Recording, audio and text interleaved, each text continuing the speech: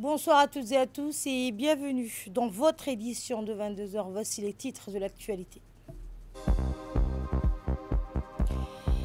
La société Ruby Energy Djibouti a fêté ses 10 ans d'activité.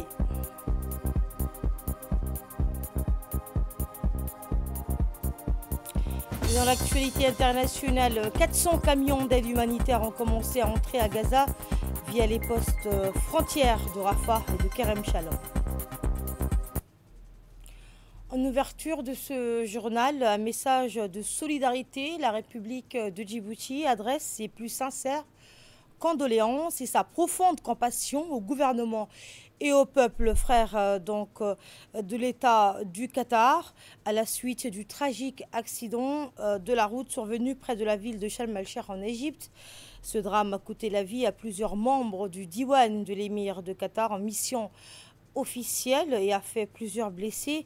Djibouti exprime sa vive émotion face à cette tragédie et réaffirme sa pleine solidarité avec le Qatar en ces moments particulièrement douloureux. Je vous le disais à l'instant, la société Ruby Energy Djibouti a célébré ce dimanche son 10e anniversaire lors d'une cérémonie officielle organisée à l'hôtel Kempinski Palace, placé sous le haut patronage du ministre de l'Énergie et des Ressources naturelles, Younis Ali Guedi. Cette célébration a rassemblé de nombreuses personnalités du monde économique et institutionnel. Parmi les invités de marque figurait le directeur général de Ruby Energy Djibouti, Mohamed Abdi, ainsi que des représentants de la maison mère spécialement venus pour l'occasion.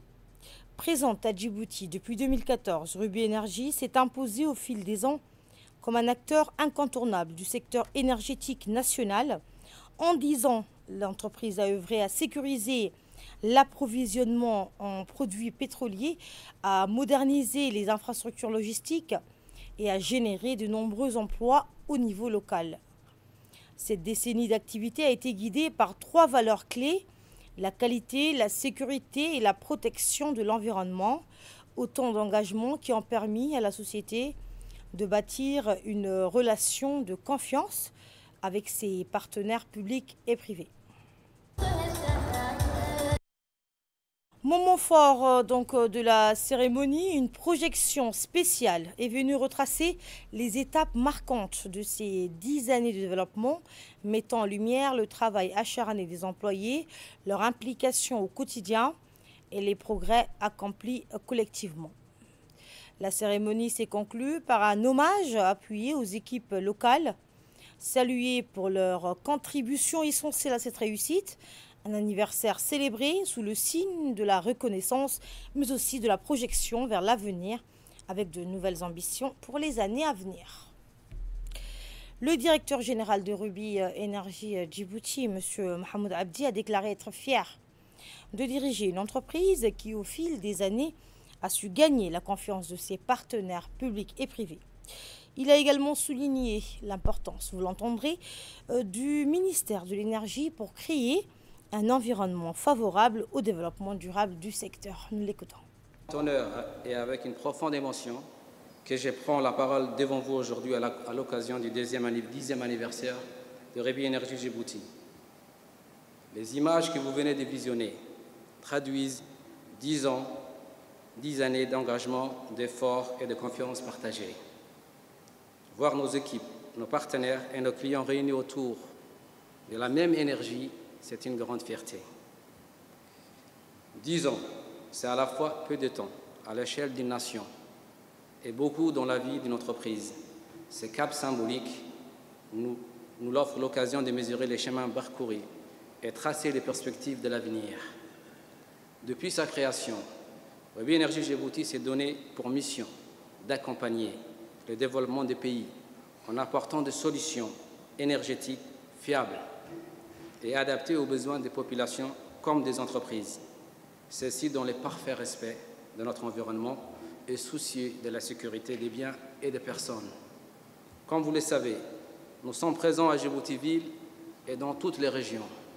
Depuis 2015, nous avons ouvert 4 stations-service dans les régions, à savoir Tadjoura, Obok, Ali Sévillé et Dekil, pour être toujours proche de nos clients.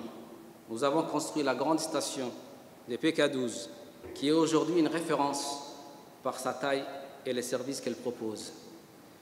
Nous avons modernisé plusieurs stations en intégrant des boutiques Enjoy, transformant nos stations en véritables espaces de vie et de convivialité, au service de la population djiboutienne, bien sûr.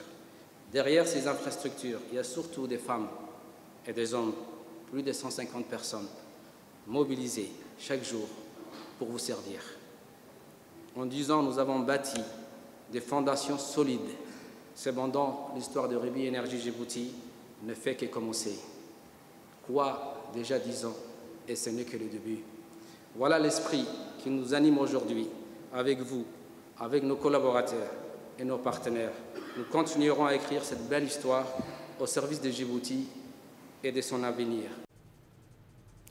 Pour sa part, le directeur général de Rubis Énergie, Jean-Christian Bergeron, a rappelé que Rubis Énergie fait de l'Afrique de l'Est une priorité avec Djibouti comme point central. Il a annoncé leur volonté d'étendre leur projet pour mieux distribuer l'énergie. On l'écoute.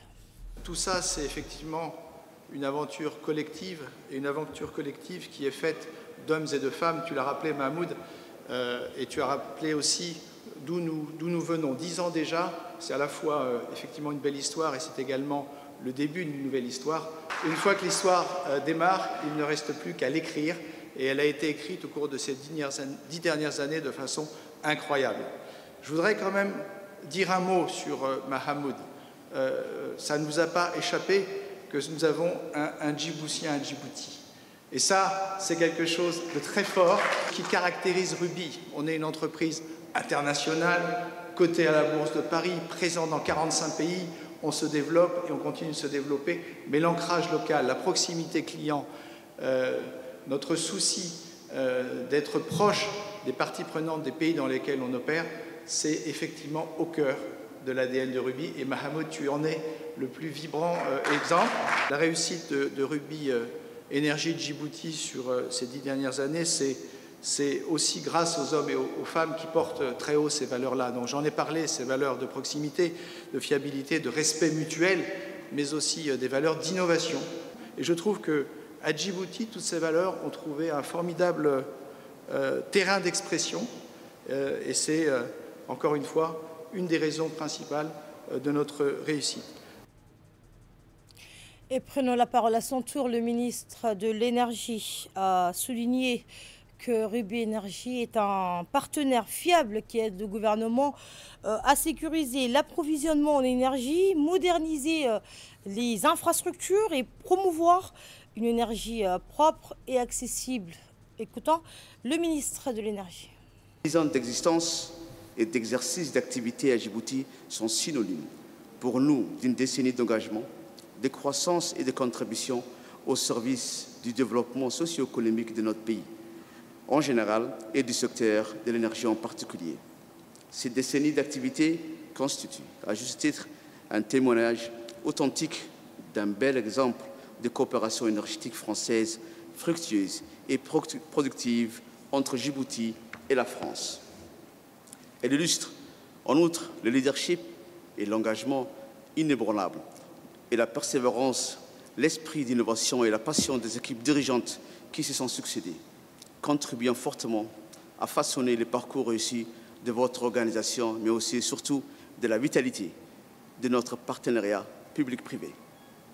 Cette décennie d'existence est aussi celle d'un travail acharné, du dévouement, de la loyauté et de la forte implication des salariés de Rubis Énergie Djibouti qui ont joué un rôle déterminant et décisif dans le succès de l'entreprise. En cette occasion spéciale, nous devons tous leur exprimer notre gratitude et notre reconnaissance pour leur engagement indéfectible et leur contribution exceptionnelle de tous les jours. Mesdames et messieurs, Monsieur le directeur général de Rubis Énergie, sous le leadership visionnaire du président de la République, son Excellence Ismaël Omar Guelleh, le gouvernement a placé le secteur de l'énergie au cœur de la vision 2035 et au centre de sa politique publique de développement socio-économique en faisant du partenariat public et privé un levier essentiel de la croissance économique. C'est dans ce cadre et conscient des enjeux liés à l'essor énergétique, nous avons mis en œuvre une politique énergétique ambitieuse et cohérente dans le secteur pétrolier national, orientée vers la satisfaction pleine et entière des besoins de nos concitoyens. Dans cette optique, nous garantissons une importation et un approvisionnement pétrolier stable, levier essentiel de la croissance de notre économie et de la compétitivité des entreprises opérantes dans le secteur pétrolier national. Et poursuivons avec cette autre cérémonie, cette fois portant sur la cérémonie officielle de remise de certificats qui s'est tenue ce matin à l'UNFD en présence de la ministre de la Jeunesse et de la Culture, Dr Hibo Momin, organisée en collaboration avec l'UNFD, le complexe sportif de loisirs et de formation pour femmes. Cette cérémonie a récompensé les participantes ayant achevé avec succès une formation professionnelle de 3 mois en cuisine et coiffure. Parmi les personnalités présentes, Mme Fatouma Moussa, secrétaire générale de l'UNFD, Mme Fatouma Djamatoukale, directrice du complexe, ainsi que le président de la commune de Blaise. Dans son discours, la ministre de la Jeunesse et de la Culture a salué l'engagement des participantes, rappelant que l'autonomisation des femmes est une priorité nationale et que ces formations ouvrent la voie à l'emploi, à l'entrepreneuriat et à l'indépendance économique. La directrice du complexe, vous l'entendrez à l'instant, a également exprimé sa volonté de poursuivre et d'élargir ces programmes, notamment dans les quartiers populaires. La cérémonie s'est conclue par la remise officielle des certificats dans une ambiance conviviale et remplie de fierté. Écoutez justement un extrait du discours de la directrice du complexe sportif de loisirs et de formation pour femmes. Aujourd'hui, nous sommes réunis pour célébrer une étape significative dans la vie de 60 jeunes filles qui ont consacré leur temps et leur énergie à une formation enrichissante en cuisine et en coiffure. C'est avec une immense fierté que nous marquons la fin de ce parcours rendu possible grâce au soutien indéfectible du ministère de la Jeunesse et de la Culture. Cette formation n'était pas seulement un apprentissage de techniques culinaires et de coiffure, mais aussi une aventure humaine. Vous avez appris à créer, à innover et à exprimer votre créativité. Vous avez également tissé des liens, partagé des expériences et découvert l'importance du travail d'équipe. En cuisine, vous avez élaboré des saveurs, des recettes et des traditions qui font la richesse de notre culture. Vous avez appris à transformer des ingrédients simples en plats délicieux qui pourront ravir les papilles de ceux qui vous entourent. Dans le domaine de la coiffure, vous avez acquis l'art de sublimer les personnes, de leur apporter confiance et bien-être. Vous êtes désormais prêts à faire briller les autres et à révéler leur beauté intérieure et extérieure. Le chemin ne fait que commencer. Les compétences que vous avez acquises sont des outils précieux qui vous permettront de bâtir votre avenir. Que vous choisissiez de travailler dans des restaurants, de lancer votre propre entreprise ou de devenir coiffeuse, sachez que vous avez en vous la capacité de réussir. Je tiens à remercier chaleureusement la ministre de la Jeunesse et de la Culture pour son engagement en faveur de notre jeunesse. Ensemble, continuons à soutenir nos jeunes talents et à croire en leur potentiel. Félicitations à vous tous pour votre détermination et votre travail acharné. Écoutons à présent la ministre de la Jeunesse et de la Culture, Dr Hibo Momin, qui revient sur l'importance de cette formation pour l'autonomisation des femmes djiboutiennes. Pour moi, un grand honneur, Fatouma, un vrai plaisir de prendre la parole aujourd'hui à l'occasion de cette cérémonie de remise de certificats à nos 60 jeunes filles qui viennent d'achever avec succès leur formation de cuisine et coiffure. Je voudrais tout d'abord adresser mes plus sincères félicitations à vous, chères lauréates. Vous avez fait preuve d'assiduité, de volonté, de détermination tout au long de cette formation. Et vous êtes vraiment joyeuses, c'est que vous êtes contentes de cette formation et ça se voit ce matin. Vous pouvez être fiers des compétences acquises car cette formation représente bien plus qu'un simple apprentissage. c'est une porte ouverte vers l'insertion socio-économique. Je tiens à exprimer ma profonde gratitude à notre partenaire clé dans ce projet, l'Union nationale des femmes djiboutiennes, qui est la maison de toutes les femmes, je tiens à le dire, et à sa présidente, son Excellence, Mme Khadra Mahmoud Haïd, Première Dame de la République. L'engagement indéfectible de la Première Dame en faveur de la cause des femmes djiboutiennes, son dévouement constant et son appui précieux aux côtés du ministère ont grandement contribué à la réussite de cette initiative. Grâce à son leadership, de nombreuses jeunes filles issues des quartiers et des communautés les plus vulnérables ont pu bénéficier d'un accompagnement concret et structurant, leur permettant d'acquérir des compétences, de développer leur potentiel et de se projeter avec confiance dans l'avenir. Mesdames et messieurs, cette initiative organisée au complexe sportif de loisirs et de formations pour les femmes a été pensée dans une logique d'inclusion. Elle vise à favoriser l'insertion professionnelle des jeunes filles issues des centres de développement communautaire de la capitale en les formant à 2 métiers porteurs, la gastronomie et l'esthétique. Je ne saurais poursuivre sans adresser mes sincères remerciements à toute l'équipe du complexe pour son dévouement et son professionnalisme. Merci à la directrice du centre, bravo aux formatrices ainsi qu'à l'équipe technique pour leur engagement sans faille et leur accompagnement tout au long de ces 3 mois de formation. Le ministère de la Jeunesse et de la Culture continuera, avec son partenaire de l'Union nationale des femmes djiboutiennes, à soutenir ce type d'initiative porteuse d'emploi pour les jeunes à travers des formations ciblées et des actions concrètes pour faire de la jeunesse un levier de transformation sociale et économique. Je terminerai en réitérant mes félicitations à toutes les bénéficiaires ainsi que mes remerciements à toutes les personnes et institutions ayant contribué à la réussite de ces programmes. Et notre équipe sur place a recueilli quelques réactions des bénéficiaires. En voici une. Je m'appelle Ismaël Jamaati. Je suis les parmi jeunes femmes qui ont eu l'occasion de profiter de cette belle opportunité qui était en formation en cuisine. Portée par le ministère reflète un véritable engagement de l'autonomisation des femmes en connaissance des pratiques. J'ai pu également vivre une connaissance enrichissante et inspirante. Aujourd'hui, on est là pour prendre notre certificat qui était en formation en cuisine. Et nous partons à présent en Belgique où la ministre de l'économie numérique et de l'innovation, Mme Mariam Hamoudou Ali, a représenté la République de Djibouti à la 2e édition du forum Global Gateway les 9 et 10 octobre à Bruxelles. À la tête d'une délégation, la ministre a mis en avant la vision ambitieuse du pays, faire de Djibouti un pôle régional de la transformation numérique et de la connectivité stratégique. En marge du forum, elle a tenu plusieurs rencontres bilatérales, notamment avec la secrétaire d'État portugaise aux Affaires étrangères et la commissaire européenne à la recherche et à l'innovation pour renforcer les partenariats dans les domaines du numérique, de l'innovation et de la recherche.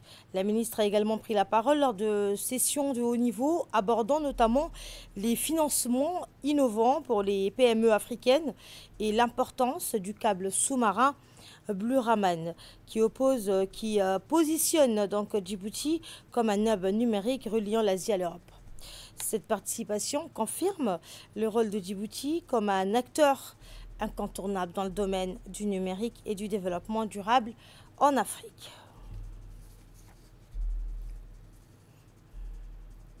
À l'Assemblée nationale, la Commission des finances, de l'économie générale et du plan s'est réunie aujourd'hui sous la présidence du député Jelmak Moussare. Au centre des discussions, l'examen du projet de loi numéro 186 de l'année 2025 de la 9e législature portant sur l'adoption des comptes financiers du laboratoire central du bâtiment et de l'équipement pour l'exercice 2024. La séance est tenue en présence du ministre de l'Équipement et des Infrastructures, Hassan Hamad Ibrahim, ainsi que de la directrice du laboratoire, Mme Rahima Ahmed Moussa, accompagnée de ses proches collaborateurs. À l'issue des échanges, la Commission a rendu un avis favorable. Le texte sera donc prochainement soumis à l'approbation des députés en séance plénière. Autre information, la République de Djibouti vient de décrocher le trophée de bronze dans la catégorie Développement du thème de l'exposition universelle Osaka 2025, une distinction qui place le pays à la 3e place parmi plus de 80 nations participantes. Cette récompense marque une reconnaissance internationale forte pour Djibouti qui a su mettre en lumière la richesse de sa culture, son engagement en faveur du développement durable et sa vision du thème global de l'expo, concevoir la société du futur pour nos vies, une thématique que Djibouti a déclinée à travers un message fort, connecter des vies. Eh bien, fruit de plus de 3 années de préparation, cette réussite est portée par l'Agence nationale du tourisme de Djibouti en charge du commissariat général du pavillon national, grâce à une scénographie immersive, des contenus audiovisuels percutants et une approche centrée sur l'humain et l'environnement. Le pavillon djiboutien a su se distinguer par sa cohérence, sa créativité et la force de son écrit. Ce trophée symbolise non seulement le savoir-faire de Djibouti, mais aussi sa capacité à rayonner sur la scène mondiale. Il vient saluer les efforts du pays pour promouvoir son image, son potentiel et son rôle stratégique entre l'Afrique, le péninsule arabique et l'Asie. Le commissariat général de Djibouti adresse ses remerciements à l'ensemble des partenaires, artistes, concepteurs et techniciens qui ont contribué à cette belle réussite collective. Direction le Qatar à présent, où le secrétaire général du ministère du Budget, Simone Mibratou, et coordonnateur national du projet de l'aéroport international Al-Haji Hassan Gouled Abtidon, Abidle, a rencontré ce dimanche à Doha le directeur général du Fonds de développement du Qatar, Fahad Al-Souleiti. L'ambassadeur de Djibouti au Qatar, Daïb Doubedroble, participait également à cette réunion. Les discussions ont porté sur le financement de ce projet majeur qui s'inscrit dans la vision 2035 portée par le président de la République. La délégation djiboutienne a présenté l'avancement des démarches de mobilisation des fonds, tandis que le directeur général qatari a souligné l'importance stratégique de ce projet pour la région. Il s'est engagé à consulter les fonds arabes afin de favoriser une participation financière régionale au développement de cet aéroport. Autre information, l'inspection générale de l'éducation nationale a lancé une formation innovante sur l'intelligence artificielle appliquée à l'éducation. Cette initiative, soutenue par le ministère de l'Éducation nationale et l'Organisation internationale de la francophonie, marque une étape importante pour le secteur éducatif. Cette formation prévue dans le plan annuel 2025-2026 concerne tous les inspecteurs pédagogiques. Elle vise à renforcer leurs compétences pour utiliser l'intelligence artificielle de manière éthique et professionnelle dans leur mission. Le docteur Hussein Ahmed Assoué, spécialiste en informatique à l'Université de Djibouti, dirigera donc cette formation composée de cours théoriques, d'études, de cas et d'ateliers pratiques. Au total, 7 sessions intensives se dérouleront d'octobre 2025 à janvier 2026, abordant des sujets essentiels pour le développement des inspecteurs. Cette formation s'inscrit dans la modernisation du système éducatif en mettant l'accent sur un usage responsable de l'intelligence artificielle pour améliorer l'encadrement, la formation et la prise de décision.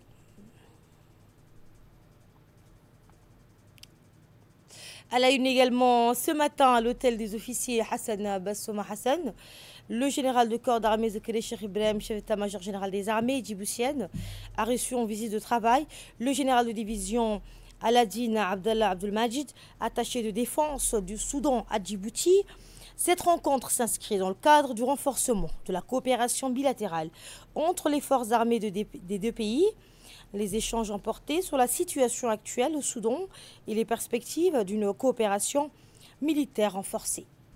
Le général Zakari Cheikh Ibrahim a réaffirmé la solidarité de l'état-major djiboutien avec le peuple et l'armée soudanais, insistant sur l'importance du dialogue pour la paix, la stabilité régionale et la sécurité collective.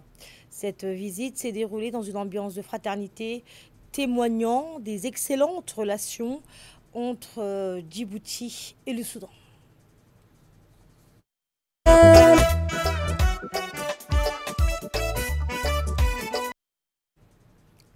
Autre information, ce matin, la première pierre de l'unité de dessalement solaire de Dalaï a été posée lors d'une cérémonie officielle en présence des autorités locales, des partenaires techniques et financiers, ainsi que des membres de la communauté. Ce projet ambitieux marque un tournant décisif pour garantir un accès durable à l'eau potable grâce aux énergies renouvelables. La cérémonie a débuté par une lecture d'un verset du Saint-Coran, suivi des discours des personnalités présentes. Le chef du village de Dalaï a exprimé sa joie et son soulagement face à la concrétisation de cette initiative qui répond enfin aux besoins fondamentaux de sa communauté. Le représentant de la jeunesse locale a quant à lui remercié chaleureusement les porteurs du projet, soulignant l'importance de l'accès à l'eau pour l'avenir des générations futures. Le président du conseil régional a salué cette avancée majeure tout en évoquant le besoin d'améliorer également l'éclairage public pour renforcer la sécurité dans le village. Enfin, le secrétaire général du ministère de l'Énergie a conclu en rappelant l'engagement du gouvernement à déployer ce type d'initiative à l'échelle nationale pour garantir un accès équitable à une eau de qualité partout dans le pays. Écoutons à présent, tour à tour, le président du conseil régional, suivi du préfet de la ville d'Obok. Aujourd'hui d'être ici, afin de participer à ce lancement d'un important projet de dessalement d'eau de mer. C'est un très grand projet. Et je voudrais à cette occasion remercier le ministère de l'Énergie. Je voudrais également remercier Qatar Charity. Je remercie également tous ceux qui, de près et de loin, ont fait pour que ce projet puisse aboutir. Aujourd'hui, comme on le sait, Dalaï avait un problème de soif. Et aujourd'hui, avec ces projets de dessalement, nous espérons, Inch'Allah, que ces problèmes seront résolus. Au niveau de la collectivité territoriale de Bok, ce projet également s'inscrit dans le plan du développement régional 2021-2025 de la région. La priorité, maintenant, je voudrais me demander, au nom de la collectivité, à ce que vraiment ces points soient pris à cœur et qu'on fasse donc incessamment dans ces villages les lampadaires solaires pour éclairer ces villages. C'est avec un immense plaisir que je souhaite la bienvenue à la délégation ici présente dans la région d'Obok et plus particulièrement dans la localité de Dalayaf. Votre présence aujourd'hui témoigne de l'intérêt que vous portez au bien-être des populations de cette région et je vous en remercie sincèrement. La situation de l'eau à Dalaï est devenue au fil des années une véritable préoccupation. Le changement climatique, la montée du niveau de la mer et la salinisation des nappes phréatiques ont fortement dégradé la qualité de l'eau disponible, rendant son accès difficile et souvent insalubre pour les habitants. L'installation de cette unité de dessalement d'eau de mer représente une avancée majeure pour notre région.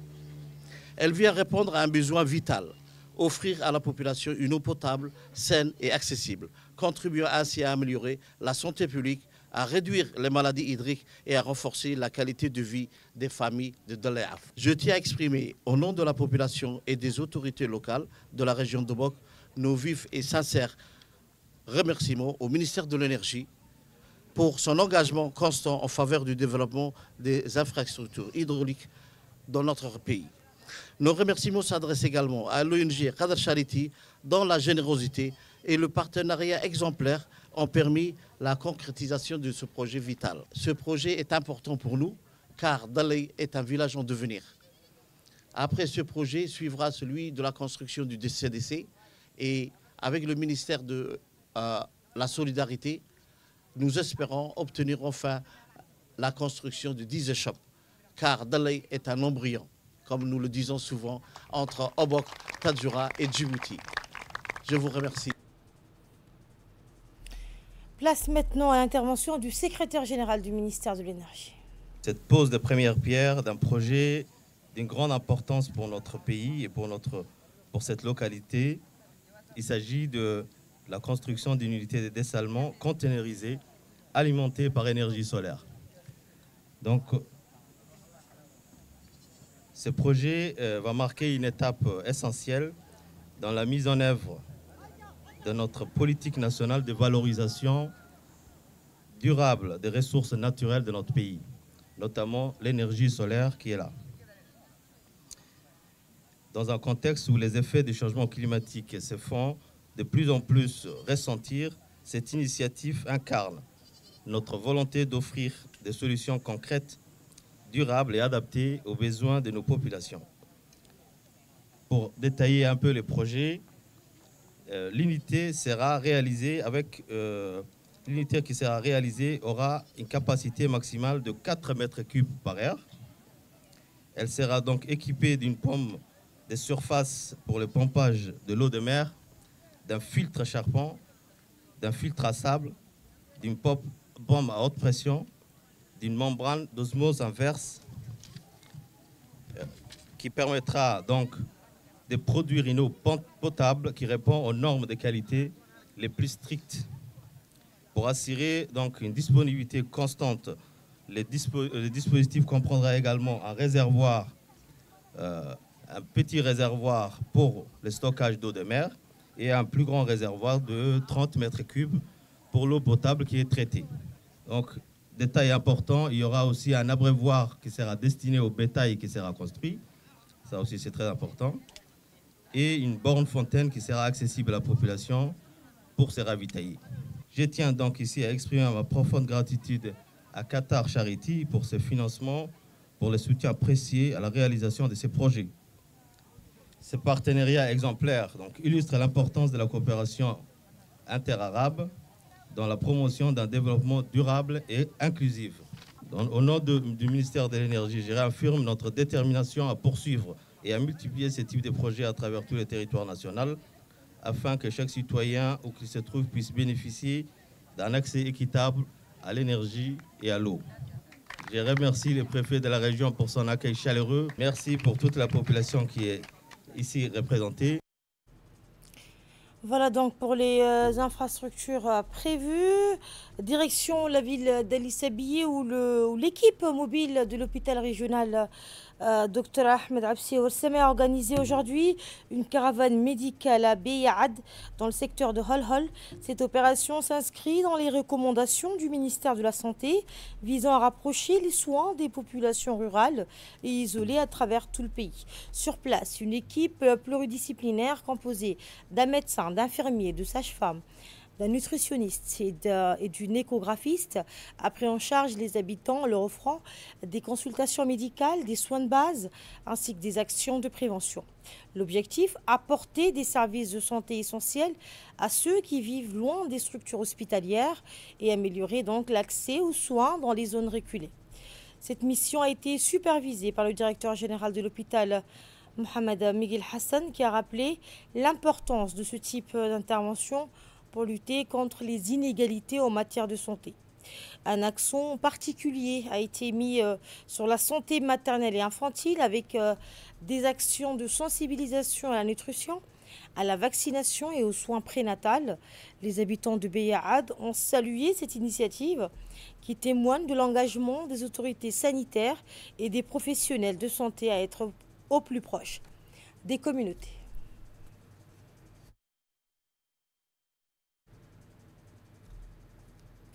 Sur le front donc, de la sécurité routière, un message fort est adressé aux usagers sur le nouveau tronçon de la route nationale numéro 1 entre le PK13 et la montée de Inadrer. La vigilance est plus que jamais de mise. Depuis son ouverture récente, ce tronçon de 14 km a vu apparaître des comportements à risque de la part de certains conducteurs. Une situation préoccupante sur cet axe stratégique pour le pays. Pour y faire face, l'escadron de sécurité routière de la gendarmerie nationale a renforcé sa présence. Des patrouilles sont désormais déployées en permanence avec des contrôles de vitesse et des opérations de sensibilisation menées chaque jour. La vitesse maximale est strictement limitée à 50 km/h et signalée par des radars numériques ainsi que des panneaux de signalisation. D'autres règles de sécurité sont également vérifiées: port de la ceinture, état du véhicule et respect du nombre de passagers autorisés. Tout manquement à ces règles expose à des sanctions sévères, mais surtout met en danger la vie de chacun. La gendarmerie appelle donc tous les conducteurs à faire preuve de responsabilité et à respecter scrupuleusement le code de la route.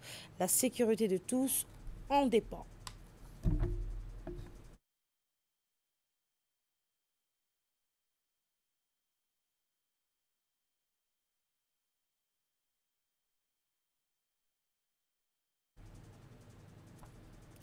Je vous le disais en titre, 400 camions d'aide humanitaire ont commencé à entrer dans la bande de Gaza via les postes frontières de Rafah, Kerem Shalom et Nitzana, marquant donc la première opération d'envergure depuis mars. 90 camions ont franchi Rafah dans la première heure. Israël et le Hamas ont accepté la première phase d'un plan de paix américain après une guerre de 2 ans ayant causé près de 70 000 morts et une situation humanitaire catastrophique, notamment dans le nord de Gaza où la famine est déclarée depuis 2 mois. C'est la fin de cette édition. Merci de votre fidélité.